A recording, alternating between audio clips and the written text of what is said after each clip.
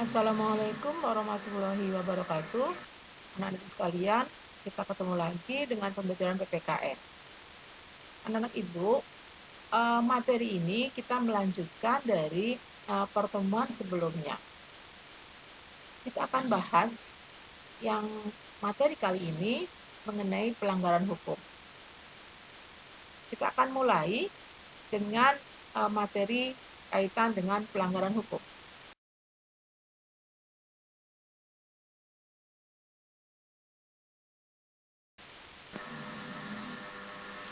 Di sini hakikat pelanggaran hukum. Yang dimaksud dengan pelanggaran hukum itu adalah tindakan yang melanggar hukum yang berlaku. Kemudian, sanksi atas pelanggaran hukum itu adalah sanksi pidana yang sifatnya adalah memaksa.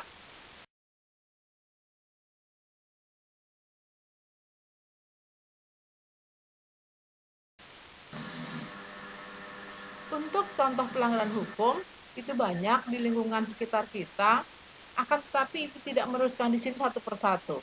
Jadi Ibu hanya memberikan bahwa pelanggaran-pelanggaran hukum yang memiliki sanksi yang jelas itu ada di KUHP. Oleh karena itu, kalau kalian ingin mengetahui pelanggaran hukum, silahkan mungkin membuka daripada KUHP.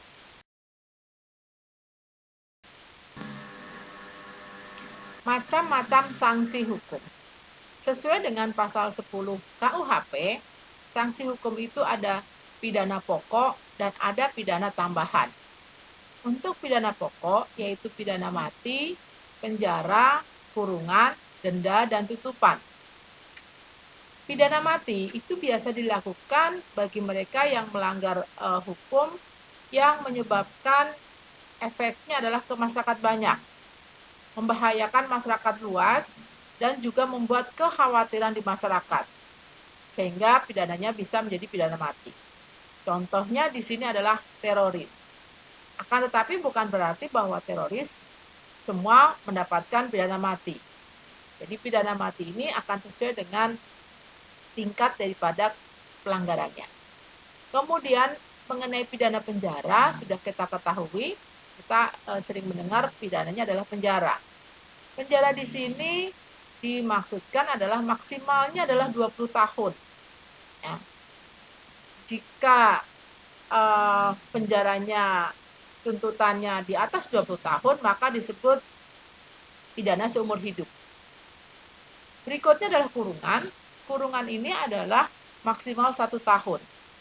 Dan biasanya kurungan yang 1 tahun itu diganti dengan denda. Dan terakhir adalah tutupan, yang di belakangan ini bahwa pidana tutupan sudah tidak dilakukan kembali. Tapi Indonesia pernah melakukan mengenai pidana tutupan sekitar tahun 1948. Untuk pidana tambahan, di sini ada pencabutan hak-hak tertentu, misalnya oleh hakim, keputusan hakim bahwa orang yang mendapatkan sanksi tersebut, maka hak-hak misalnya hak pilih dan hak di dalam pemilunya dia dicabut, sehingga tidak dapat mengikuti pemilu. Atau mengenai keputusan bahwa ada perampasan barang-barang tertentu, karena dianggap barang-barang tertentu ini terkait dengan pelanggaran hukum. Yang terakhir adalah pengumuman keputusan hakim. Bisa jadi hakim itu akan memberikan pengumuman-pengumuman, pembatasan-pembatasan terhadap yang terpidana.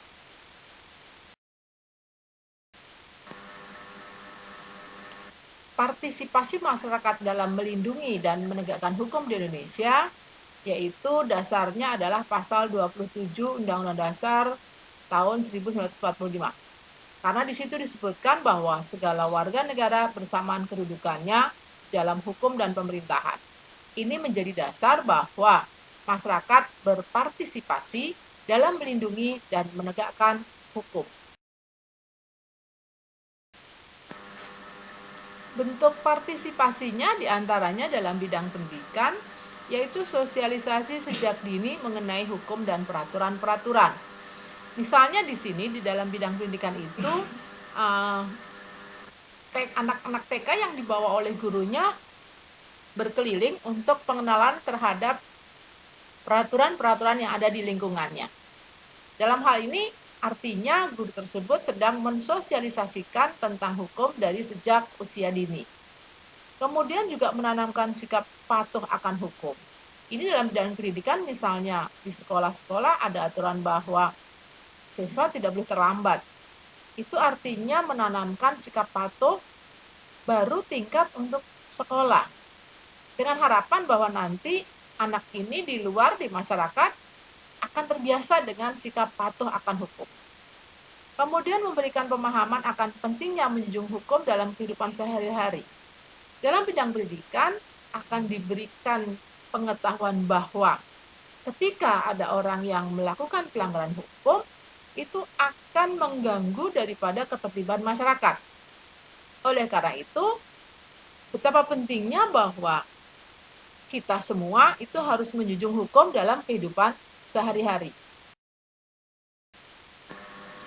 Partisipasi yang lain bentuknya adalah menciptakan para penegak hukum yang profesional dan bersih.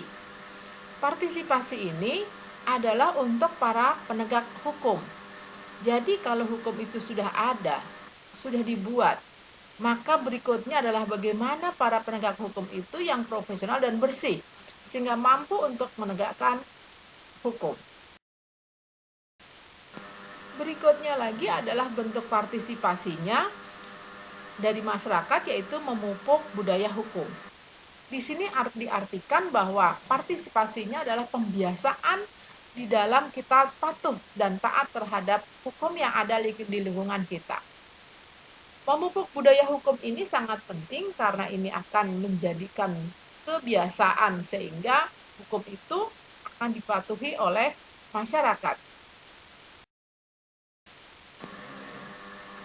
Terima kasih anak-anak ibu sekalian yang telah mau mengikuti pembelajaran kali ini. Kita selesai sudah pada sesi yang ketiga. Ibu akhiri dengan bacaan Alhamdulillahirabbil alamin. Wassalamualaikum warahmatullahi wabarakatuh.